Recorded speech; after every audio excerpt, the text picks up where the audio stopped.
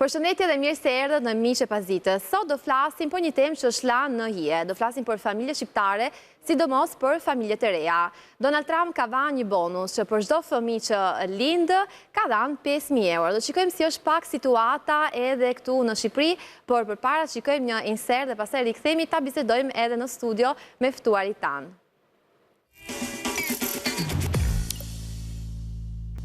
Kemi kënaqësinë të kemi në studio Çenkuela Hasa, moderatore, mirë se erdhe. Mirë se të gjeta. Faleminderit. Dhe Sevim Harbana, aktiviste. Faleminderit për ftesën. Mirë se u riktheve në studion e Miqe Pazitës. Kënaqësi gjithmonë. Sot do flasim për një tematik në fakt shumë e bukur dhe shumë interesante.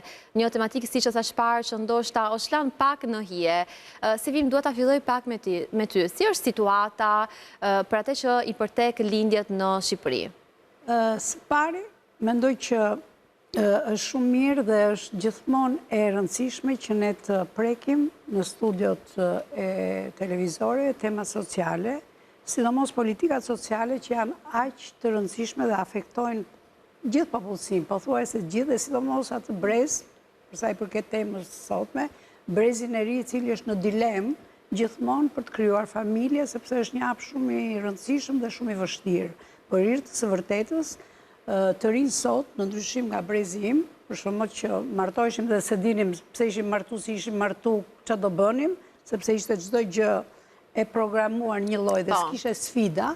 Sot të krijosh një familje është një sfidë shumë e madhe, sepse ti s'ke pse bën fatkeq një fëmijë ose bën një diferencë mes vetes tënde dhe një klase tjetër që ndoshta se meriton të jetë në ato kushte, por është. Atëre shteti ndërhyn, sepse shteti është regulatori, është babai i shtëpisë, është kryefamiljari i familjes madhe të vendit dhe ai duhet kujdeset për gjitha. Ka diferenca shumë të mëdha mes vendeve të Europës dhe Amerikës dhe sigurisht Shqipërinë. Natyrisht Shqipërisë. Bonusi i fundit që deklaroi kryeministri i Shqipërisë për 2025 është 400 për një bebe të sapo lindur, 800 për fëmijën e dytë dhe 1.200.000 të vjetra për fëmijën e tretë. Do të një iniciativë për të stimuluar ndoshta edhe popullin shqiptar, natyrisht, sepse rënja e lindjeve ka rënë në mënyrë në të tmerrshme. Ju morët 2007-ën, por le të themi 15 vitëshin e fundit është katastrofike. Shërinia nuk zgjedh të krijojë një familje. Sepse çdo njeri kur lind do të bëj llogarinë në radh parë financën, sa i mban xhepi, sa mund ta çojë fëmijën në shkollë të mirë, në kopësht të mirë, mund t'i plotësoj kurset, mund t'i plotësoj këtë. Po, për të arritur një fëmijë me të gjitha kushtet. Çiftet e reja në radh të parë, shteti dhe ne si shoqëri nuk i sigurojmë një mundësim për të patur një shtëpi. Me gjithë bumin ekstrem të ndërtimeve në Shqipëri, me gjithë ligjet që ne kemi, që 30% i shkojnë bashkisë për politikat sociale, për gratë e dhunuara, bla bla bla, gratë sigurisht me çmimet dhe kushtet kaq të larta që po ngrihen çdo ditë më shumë. Është e pamundur për një çift që të marrë një pagesë, le të themi 3 milion lek në muaj, për të patur një fëmijë, 3 veta ose 4 veta, qoftë edhe 2 veta e kanë pamundur blejnë një shtëpi në kushte normale. 3 milion bashkë o 3 milion 3 milion të dy, 3 milion njëri marrin vetëm deputetët. Po, patjetër. Tash ndoshta po flisë për një rast. Është gati e pamundur. Atëherë ndërhyn shteti për të krijuar balancat. Shteti ka ndërhyrë dhe e ka parë kaq. Ndërkohë kemi çmimet astronomike të rritjes. Ne kemi çmime më të larta se në vendet e Europës. E kam fjalën për çmimet e ushqimit. Ushqimi tek ne është shumë më i shtrenjtë, banimi është më i shtrenjtë, energjia elektrike, uji është i shtrenjtë. Atëre, çfarë do bëjmë? Të vim ke Amerika. Amerika ka vënë një bonus $5.000, thot Trumpi, që është për mua është qesharake për një amerikan, sepse edhe atje, domethënë kushtet janë më të larta, pavarësisht janë dhe s'janë, sepse po të flasësh me shqiptarë, për shembull thonë, me $100 në muaj, ato mbulojnë energjinë elektrike të shtëpisë dhe ujin, por kanë energji. Po çerdhet janë 15 dhe kanë ngrojnë gjithë shtëpinë. Në universitet, krahasuar ai. Dhe ngrojnë gjithë shtëpinë, më kupton? Çerdhet se vim në Amerikë nga kërkimi i fundit që bëra unë, variojnë nga 10.000 deri në 15.000 euro në vit. Që ai 5.000 euro duket shumë qesharak dhe i papërfillshëm. Në krahasim me vende tjera, për shembull të Europës Veriore, që ka politika ekstremisht sociale, shumë sociale, ka 480 ditë le lindje që e quajmë ne për 2 çiftet, nga cila 240 mund të marri burri, 240 gruaja, varet nga puna që bën, kush fiton më shumë, shkon në punë, kush fiton më pak, ri në shtëpi dhe kujdeset për fëmijën. Pastaj bonuset janë shumë të larta, të baby bonus që i quajnë ato. Rusia, mua më maniti Rusia në një kërkim që bëra, Rusia për shembull është një vend që socialist si ne, presupozohet, ne anatemojmë në gjithë, por politika sociale ka fantastike. Rusia për fëmijën e parë jep falas shumë shërbime dhe një bonus që i kalon 1.650 euro, dollar, e ka me dollar. Për të dytin, krahas bonusit që e ka 2 fish, jep edhe shkollimin deri sa rritet, edhe universitetin dhe kolegjin. Iniciativë shumë e mirë për të rinjtë. Fëmijën e tretë e merr përsipër dhe shtëpinë edhe deri sa rritet, domethënë dhe çmimet ato bonuset rritet. Domethënë Rusia. Me antisë rusë që bojnë atë fëmijë. Jo, kjo varet edhe me sipërfaqe, sepse Rusia është një vend shumë i madh ku popullsia është e vogël në krahasim me sipërfaqet, por politika sociale ekselente në këtë drejtim kanë Kanadaja, Australia, Suedia, Europa Veriore, Gjermania, Franca.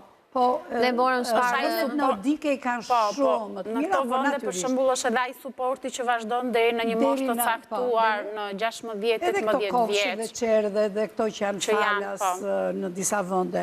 Tek ne për shembull ne kemi shërbime kopshtet, nuk e di, më duket se kopshtet publike kanë një pagesë që varion 50.000 lekë vjetër e 100.000 lekë. Nuk kam këte... Po, edhe duhet plotësosh sa kriteri që është mirë për mua.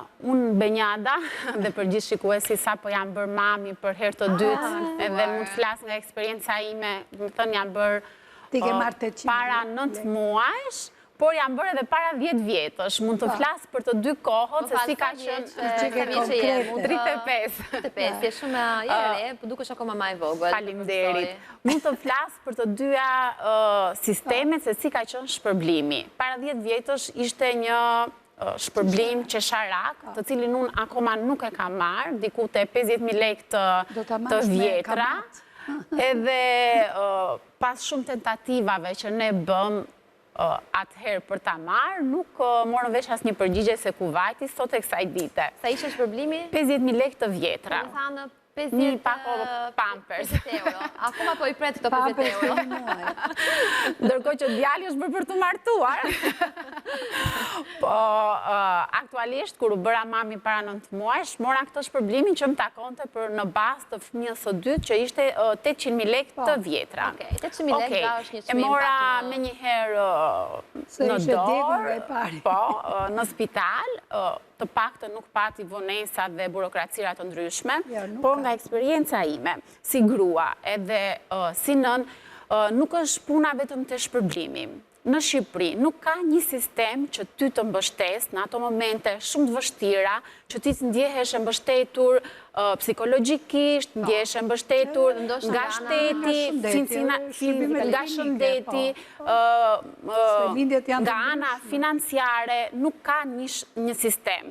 Dhe të heqim të gjitha ato çifte të cilët ndoshta i kanë mundësit për shkak të familjes, për shkak të punës që zotrojnë, por le të qëndrojmë pak të këto çifte të reja të cilat pikërisht nuk kanë mundësi financiare, shteti nuk ka asnjë politikë sociale, sepse nuk ekziston asnjë pagesë sociale për çiftet e reja për t'i suportuar në këto ditë. Ne folëm për një çmim të mbështetje psikologjike që s'ekziston fare. Nuk ekziston dhe në një kërkim që unë kam bërë, Suedia për shembull mbështetjen psikologjike e kishte deri në një vit për të gjitha nënat e reja, që erdhet gjithashtu.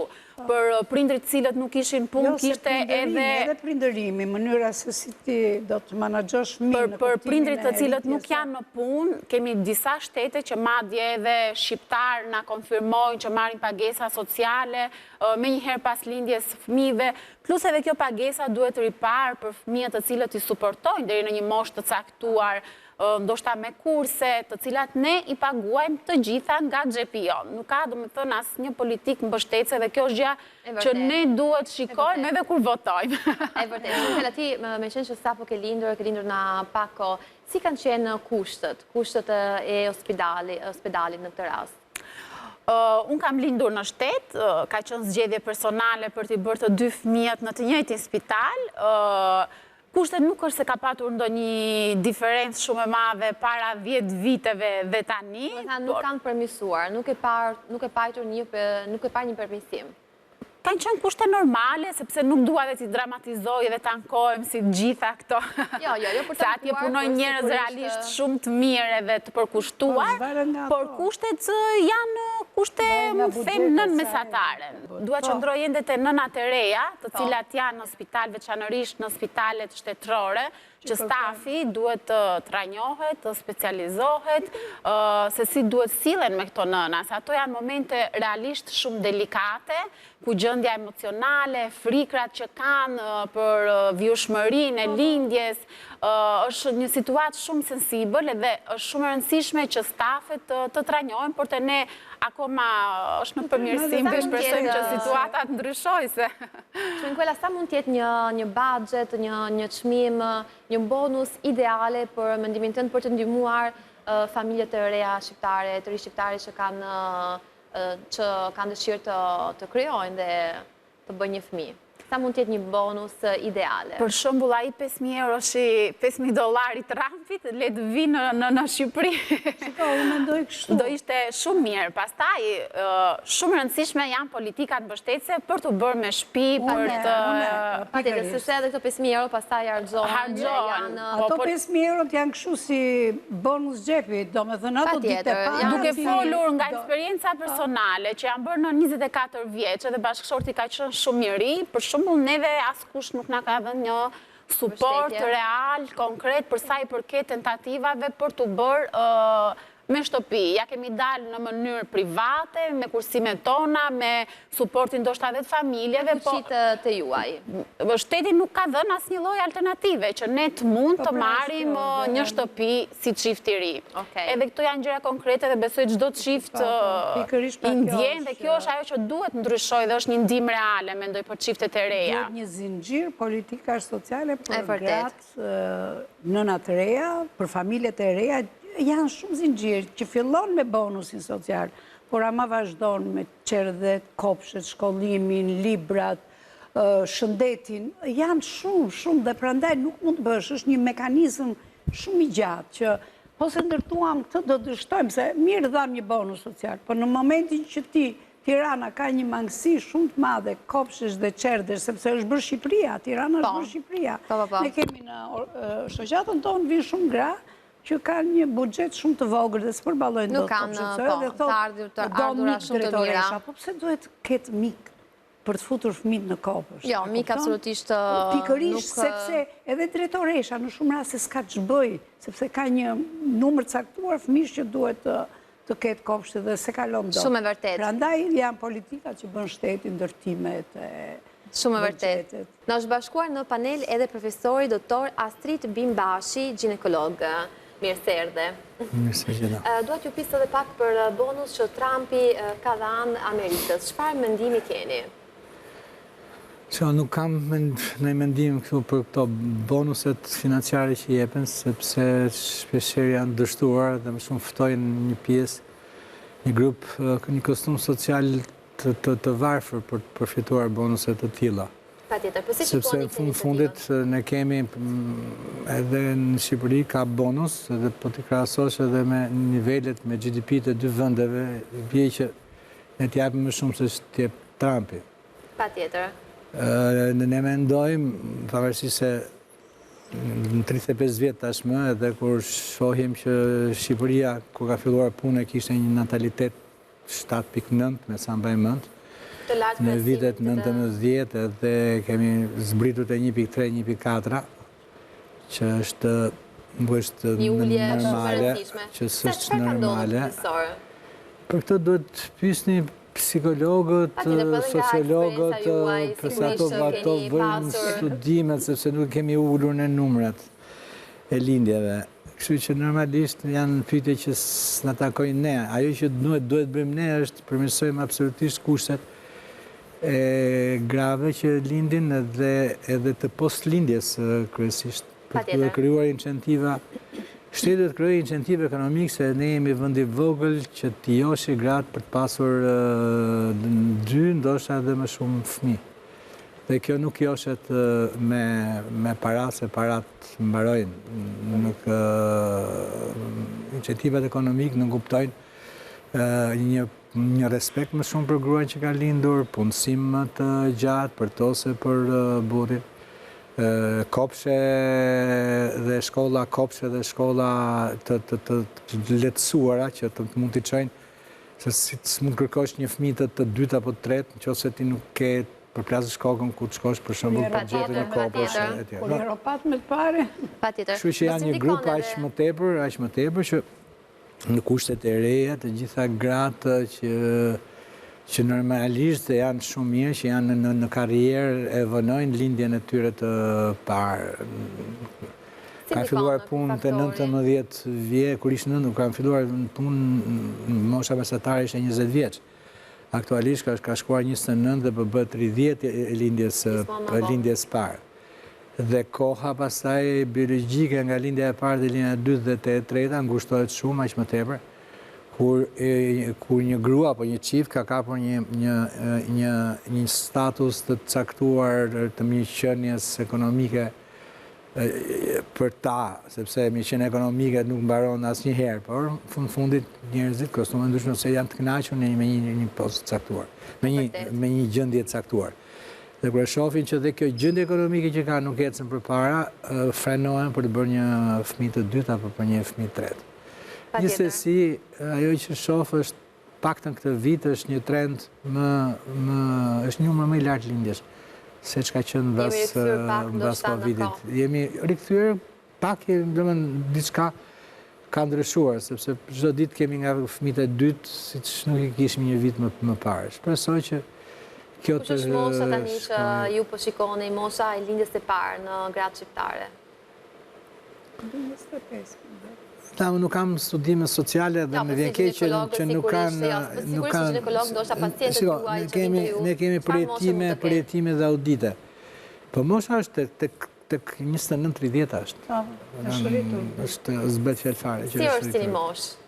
Si mosh, mosha i sinant mosha 30, për gratë që lindin për erën e parë, si doktor, si eksperienca juaj? Varet si është se... është një moshë përshtatur... Nga pikpamja fizike njësojnë të gjajnë ato, si 25, 25... Nga psikologike është nga ora biologjike, mos nga bëj 35 është, doktor. Ora biologjike, nuk është 35, është... Kush është ora biologjike? A i kufiri fundit. Kufiri... Biologjike është më erë, kufiri fundit është më... Terapia riprodhimit të asistuar tashmë e ka shtuar atë. Por zakonisht një grua një moshë 39 vjeçare ka si të themi limitet e biologjike normale. Pastaj mbas 40-ave përqindjet bien në mënyrë drastike. Duhen më shumë analiza edhe më shumë. Po, patjetër. Profesor, ju keni përmendur që 80% e fëmijëve në Shqipëri lindin edhe në mënyrë premature. Cila është faktori që ndoshta shkakton këtë lindje në premature? 80% nuk jam thënë. 80%. 8 deri në 10%. Shkaktarët janë po ato që kanë qenë me 10 vjet dhe 100 vjet përpara, nuk kanë ndryshuar absolutisht fare. Ne kemi ndryshuar mënyrën e sjelljes për të mbajtur gjallë këto fëmijë, kemi përmirësuar teknologjinë, kryesisht neonatologjinë, që të kemi mundësi që këto fëmijë të mbijetojnë. Por përqindjet e lindjeve e premature, kanë ngelur po ato që kanë qenë, ndoshta janë rritur pak për arsye të iatrogenizmit, ndërhyrjeve tona si mjek, për sa i përket problemeve ndryshme që mund të ketë gruaja, sepse mendojmë, bazuar mbi protokolle, nëse një bebe është më mirë të jetë jashtë barkut nënës se sa të jetë brenda barkut nënës. Kjo është fare kryesisht e ekografisë, marrërisë, edhe përmirësimit të teknologjisë, edhe përmirësimit natyrishtë edhe të njerëzve që përdorin teknologjinë. Po nga ana e përmirësimit, nga ana e infrastrukturët dhe nga ana e hospitalëve, si janë? Si janë konceptuar, si kanë ndryshuar ndër vite? A kanë përmirësuar pak? Spitalet, themi drejtën, në 10 vjet e fundit kanë ndryshuar. faqen, punem në kushte shumë të mira, se kemi punuar 10 vjetë më parë, qoftë në si strukturë, sepse çdo gjë ka atë vetën, ka vlerën e vetë për një grua që futet në spital, se së spital, po në fundin e quajnë shtëpi lindje, se spitalet janë për njerëz të smur, grua Sazan nuk është një grua e smur. Dhe normalisht duhet të ndjehet në ambientin e saj, munduar bazuar edhe mbi gjithë projektet e qeverisë shqiptare që ka bërë prej vite me radhë të organizatës botërore të shtetësisë dhe unë FPA-s që ta afrojmë gruan drejt një ambientit ku të ketë privacy, ka psikolog shtëpia e lindjes shtetërore? I ofrojnë shërbimeve? Absolutisht. Si shikon edhe rolin e asociatët dhe organizimit për të drejtat e grave, për të... Ne si organizata grash, do me thënërshëm, kemi luftuar për të krijuar modelet të këtyre qendrave, modele në kuptimin e standardeve, sepse ne kaq kemi të drejtë të bëjmë të ofrojmë një model që përkon me të gjithë kriteret që ka OBSH-ja, sepse, si që tha doktori, është ajo që të ka dhënë ca kriteret ty që duhen respektuar në kontekstin e të drejtave të shëndetit, drejtave të anës psikologjike, sepse traumat psikologjike, ndaj ja bëra doktorit pyetjen, sepse unë nuk e kam të dhënë, e di që ka psikolog, po se sa, për sa gra, numri nuk e kam. Ne kemi probleme shumë të dhaja sot që flasin në shkollat shtetërore, në shkollat publike, do me thënë, raportit të psikologëve me fëmijët, me nxënësit. Dhe ky ka krijuar një problematik shumë madhe edhe në rastin e ngjarjeve që kanë ndodhur, jo përdorime, jo akte kriminale brenda shkollës, do me thënë, është një mungesë kjo, është një mungesë. Prandaj mendoj që krahas një doktori shumë të mirë që ne i kemi me shumicë dhe mjekët shqiptarë, unë prandaj thash, më duket paradoks të ndash mjekët ke privati dhe shteti, sepse janë po ato. Tashi ne ka ardhur koha që diskutojmë për kushte dhe standarde shumë të larta fizike në spitalet shtetërore. Janë bërë disa apa, unë kam parë ca spitale që janë manitur nga ndryshimet që kanë bërë për 10 vjet, dhe ka të tjera që janë skandaloze ende. Ka ndryshim ndoshta edhe nga... Në shpitet lindjes, mendoj që është investuar sepse ka shumë, akoma shumë për të bërë që të... Psikologu ende nuk është një procedurë standarte. Po, nuk është. Për nënat e reja asë...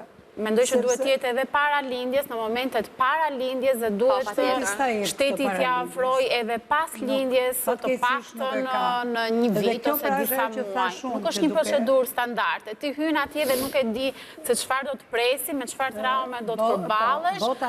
Askush nuk të ngushëllon, por janë disa infermiere dhe disa Po mos gaboj, në Itali japin edhe disa kurse falas për gjithë ato gra që janë afër lindjes, shpjegojnë si mund të lindësh më mirë. Në lindjen e parë nuk dija dhe, po në lindjen e dytë e kam kuptuar që psikologu është hallka kryesore për mbarvajtjen një procesi lindje të një nëne të re, apo... Që ne kemi patur gjyshin nënën që duke hequr... Unë kam parasysh kur kam lindur, unë kam qenë studente. Natyrisht në kohën e diktaturës, sprite, spitali ishte një gjë skandaloze, se njënim konceptin psikolog, por kishim vjerën nënën që i mbante se ke frikë, kur je nënë e re, ke frikë të ambash fëmijë, duke si kur do të thyë, do të bina dora, do janë shumë... Absolutisht, dhe lindja naturale që ka sfidat e veta, është mjaft e vështirë, duhet jesh shumë i përgatitur psikologjikisht. Po mund t'jetë psikologu, po shumë mendoj se nuk është një procedurë standarte. Do të jetë. Neve po ankojemi pak, ndërkohë jemi në Tiranë, por unë mendoj për ato gra që lindin dhe janë në kushte rurale, jo nuk jetojnë në...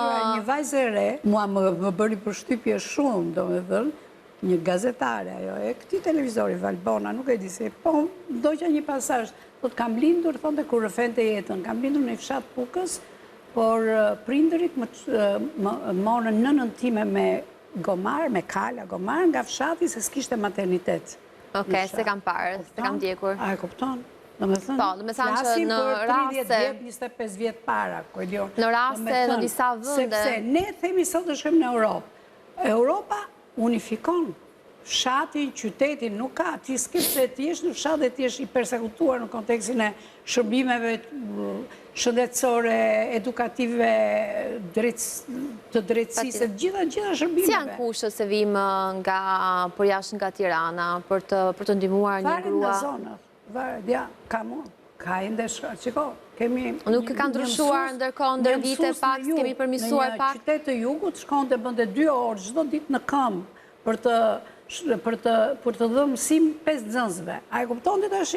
Çfarë janë ca sakrifica që... Po cila masë konkrete ndoshta mund të sugjerojmë ose mund të këshillojmë për të përmirësuar disa... Politikat sociale në Shqipëri janë të gjitha për të përmirësuar. Plus ka hapësira boshe që s'ka politika realisht sociale. Marim, ne këtu po flasim sot për nënat e reja, po për moshën e tretë, që janë politikat sociale janë skandaloze. Flasim për moshuar që janë vetmuar, që u ka vdek në bashkëshort, ose si janë martuar. Ka nevoj për suport dhe për ndim. Ka nevoj për suport shëndetësor. Aty në shtëpi kemi raste që janë paralizuar dhe nuk marrin dot asnjë lloj shërbimi. Pse? Sepse ai ka shtëpinë. Ai s'do të jetë shtëpi.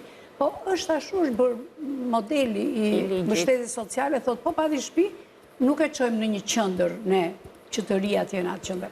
Domethënë ka shumë vend për të përmirësuar politika dhe për të bërë politika të reja sociale në kontekstin bashkëkohor, sepse jemi tash ne po flasim për shumë vende. Unë pak përpara përmenda Rusinë, që për ne duket si gogol, po ka politika sociale të jashtëzakonshme, sidomos në kontekstin e lindjes fëmijëve. Në fakt kam dëgjuar që shpesh fëmijën e dytë derisa rritet. Shpesh shumë vajza shqiptar, shumë gra shqiptar që lindin për në parë të zgjedhin të lindin në Amerikë ose në vende të tjera, edhe për kushtet më të mira. Dhe kjo është diçka që japin para që shkojnë në spitale private, sepse nuk ka arritur spitali shtetëror me gjithë përpjekjet e ndryshime, nuk ka arritur ato që duhet.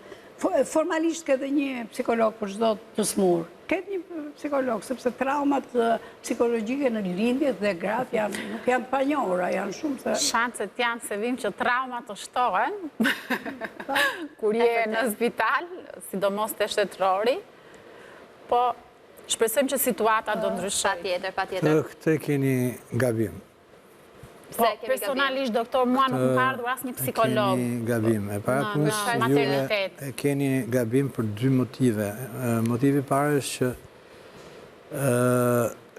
të ndajmë gjërat. Spitalet private janë shpreje një hoteli shumë të mirë, ku njerëzit që kanë bërë një kostum social, i caktuar njerëzit që ka bërë para, mendon që do ketë një shërbim më të mirë, ndërkohë që kjo nuk ekziston. Se pa ato mjekë. Nuk ekziston për arsyën e vetme, nuk ekziston për vetme arsye, sepse në një pjesë më të madhe të rasteve kur ata kanë probleme, po ato njerëz rikthehen në spitalet shtetërore. Po të njëjtët njerëz, po që diçka është këtu që të njëjtët njerëz kanë të tjetër sjellje në privat dhe kanë tjetër sjellje në shtetëror, në raport me pacientin. Struktura e spitalit që ka sjellje tjetër, nuk e kemi ne. Faktikisht do të shkosh atje. Dhe shërbimi është shumë i rëndësishëm, duke filluar që te pastrusja, te infermierja, te mirëpritja, është shumë i rëndësishëm. Dhe unë preferoj të paguaj atë shërbim duke patur parasysh që është i njëjti mjek, absolutisht, duke patur parasysh që është i njëjti mjek, në privat ne paguajmë shërbimin, duke hequr gjithë to procedurat që në shtetë si duhet t'i kaposh kokë më kokë, edhe... Do t'i lutësh?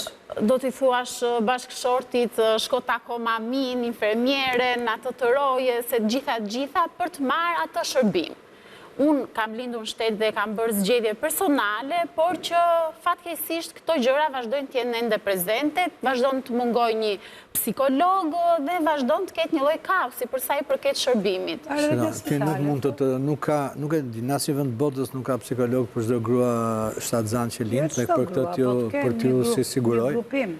Një procedurë, një takim para lindjes në 9 muaj, një takim. Secili nga ne kemi ai problem që, do të thënë, kemi 2 lloj sjelljesh në Europë, të paktën në Europa veriore që mjeku nuk ka punë me gruan që lind, fare, absolutisht, vetëm kur thritet, dhe thritet në 1% të rasteve, dhe është mamia ajo që ndjek lindjen që nga shtëpia edhe në fund. Dhe gjithë pjesa jugore, ku futemi edhe ne, edhe rejoni jonë, ku mjeku është parësori në një aktivitet lindje të një. Profesor, për çfarë duhet të përmirësojmë, çfarë kushte duhet të përmirësojmë këtu në Shqipëri? Janë disa kushte nga ana, ndoshta e infrastrukturës që duhet të përmirësojmë? Infrastruktura aktualisht është shumë e mirë, spitalet janë akull, janë me çarçaf të bardhë, Ja, nuk po vej për ndryshime, të ngrirë, është vërtet ke të pastër, të lyer, të zbukuruar, me salone shumë të bukura, Po për lindjet e fëmijëve që lindin parakoshme, a ka një ndihmë familjar shqiptar, ka një suport? Mundohemi të japim të gjithë suportin. Ju duhet kuptoni vetëm një gjë, të gjithë fëmijët që punojnë në spital, kushdo që nga drejtuesit kryesor deri tek sanitarët kemi një qëllim që të nxjerrim nga spitali një grua shtatzan me një fëmijë të shëndetshëm në dorë. Edhe pak a shumë jemi në të njëjtën barkë. Problemi është që ajo barka e madhe janë 20 kostume sociale të ndryshme, të cilët jo të gjithë sillen njësoj, sepse vinë nga origjina të ndryshme. Dhe ajo psikologja që thoni juve nuk është open mbi të gjithë këto dhe rregullon kapiteni, si thuaç, dhe të rregulloj gjithë. Dhe ajo ka kostumin social të vetë. Ne po flasim që përmirësime janë bërë natyrisht, po ka mangësi dhe to, do me thënë, janë pothuajse të pa nuk mund t'i anashkalosh kot. Ka bërë një punë kolosale në një 10 vjeçar, si që thatë ju, se unë pata një eksperiencë së fundmi në spitalin toksikologjik, dhe jam manitur me ato që tha, kushtet atje, ishën bërë një modern. Kishte ca qalime nga, do me thënë, t'jesh idiot. Gjatë vogla. Që mos shkoja ajo gjëja, se s'ke pse. Për shumë mungesa e ndryqimit jashtë, në borë natën. Ose një gjë e vockël që zvinin, stafi shumë i përkushtuar, mjekët shumë përkushtuar, kushtet shumë mira. Se vim po me qenë që... Mjekët shumë në atje që në toksikologjik s'mund vesh 3 historiti, një alkoholist me një droguar, me një t'infektuar. Pa tjetër, pa tjetër. Ignorancat e vetë shkollës nga cilët burojnë këto që dalin mjekat. Kjo është një çështje. Kur flasim për këtë problematikë sot, ne, spitalet private dhe spitalet shtetërore, është ky koncept. Do hotel, shkon spital privat.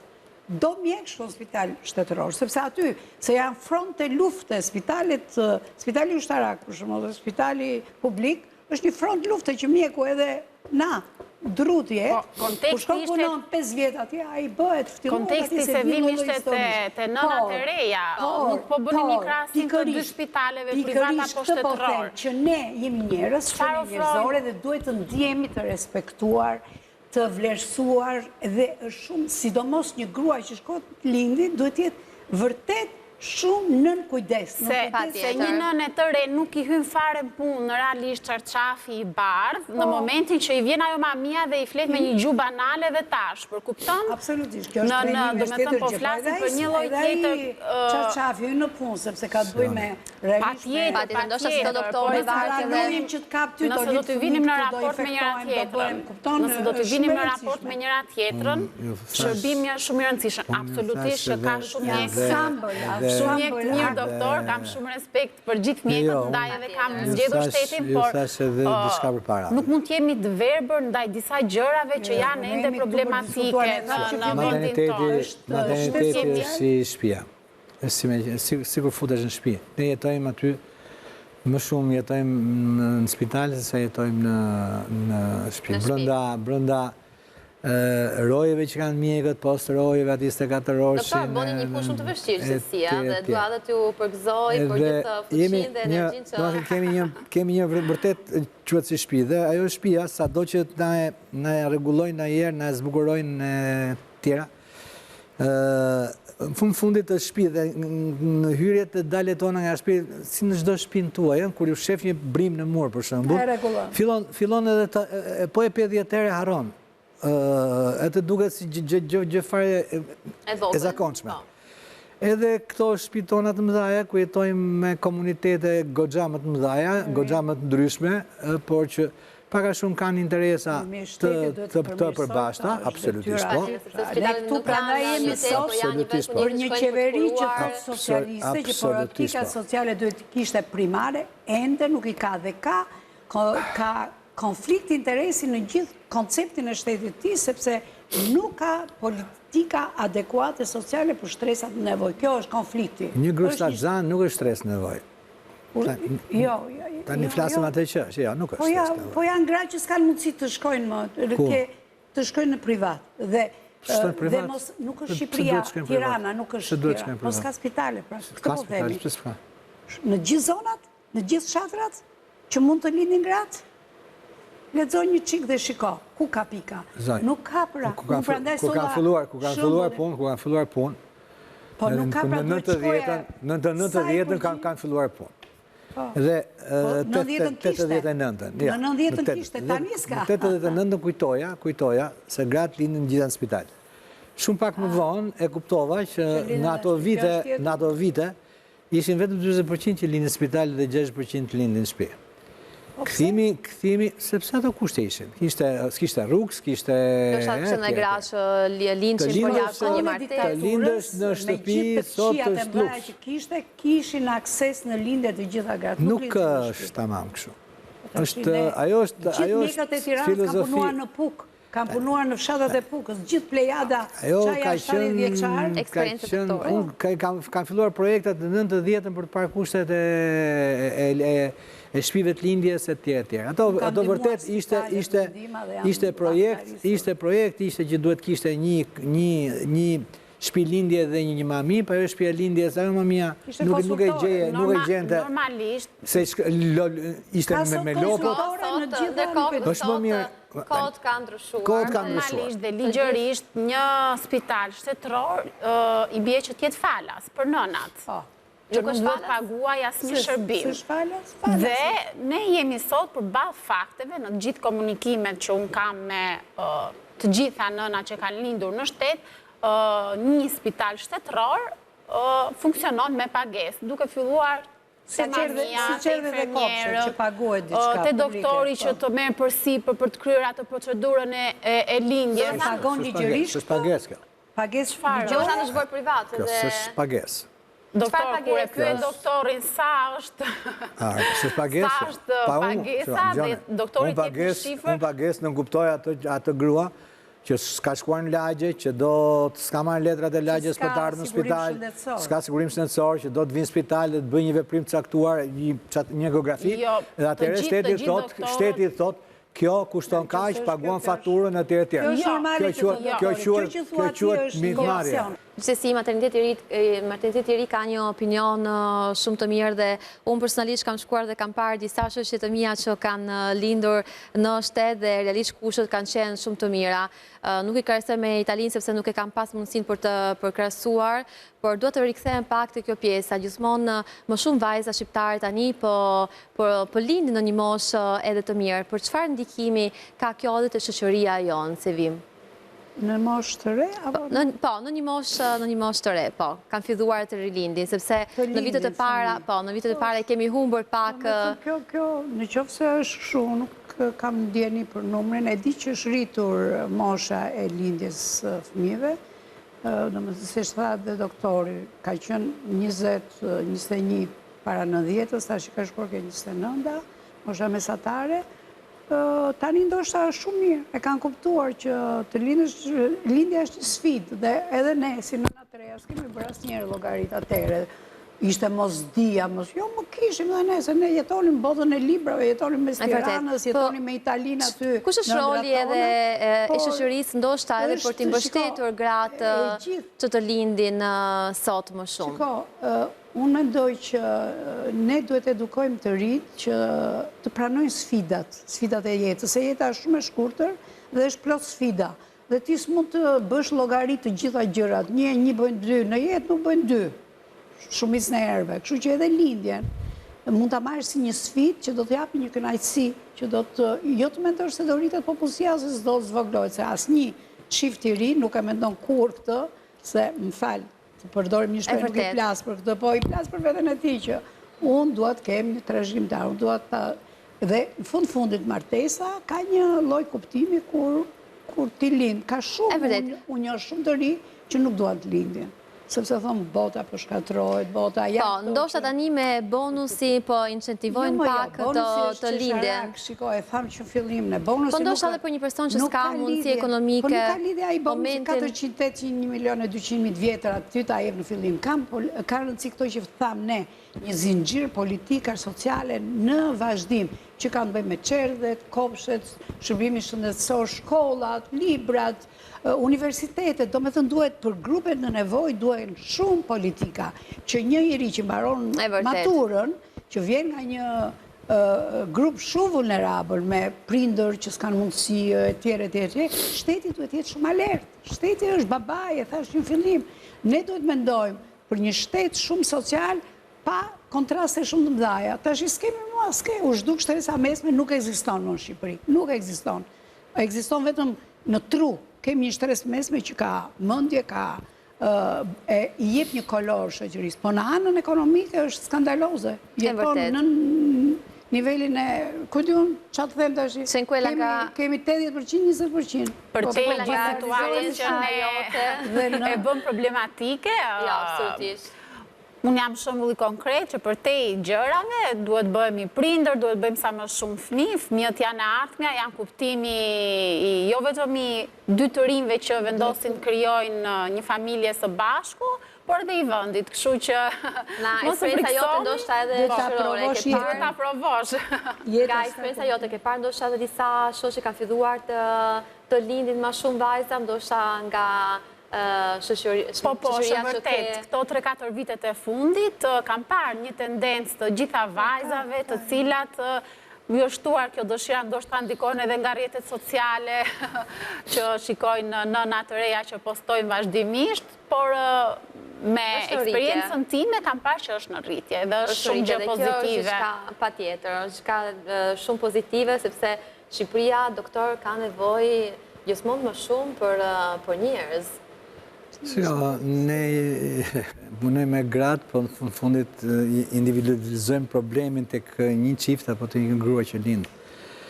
Mendoj që edhe me sa kam hulumtuar edhe lexuar që në të gjithë historinë e njerëzimit, lindja normale për një grua është nga eksperiencat më të mrekullueshme që ajo ka.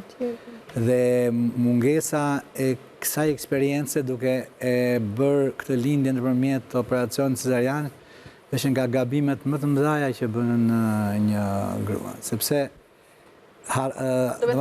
i mungon lindje, do t'i mungoj të gjithë jetën ajo eksperience mrekullueshme që mund të ketë. Interesante. Jashtë çdo lloj konteksti, jashtë kontekste, jashtë... Unë besoj që çdo grua do që bëhet nën, edhe s'bën llogari, mendoj. Unë mendoj që çdo vajzë e ka ëndër që të bëhet nën. Për te llogarive do dalë, s'do dalë, kjo është një ëndër e çdo vajze dhe e bën këtë.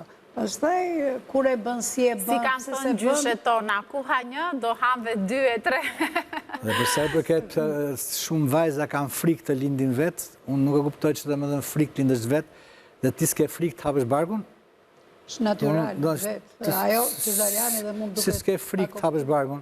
Keni shumë drejt. Ti nuk e di se çfarë ndodh kur hap barkun, ndonëse që natyra ka për vetë? Është gjithmonë një operim, dhe një operim ku natyra e bën diçka në mënyrë pak më të thjeshtë, gjëra ndoshta këshilla, gjëra më e mirë që mund të bëj, sepse edhe operimi duhet shumë kohë për ta marrë vetën. Unë po t'jem në vajza që do lindin, do t'i kisha të dëgjuar këshillën dhe fjalën e doktorit, sepse sigurisht nga eksperienca juaj ju keni parë shumë raste. Faleminderit shumë për prezencën juaj, ishte një kënaqësi. Faleminderit që ishte këtu në studio, na ndriçuat sot emisionin. Shkojmë pak në publicitet dhe rikthehemi pas pak.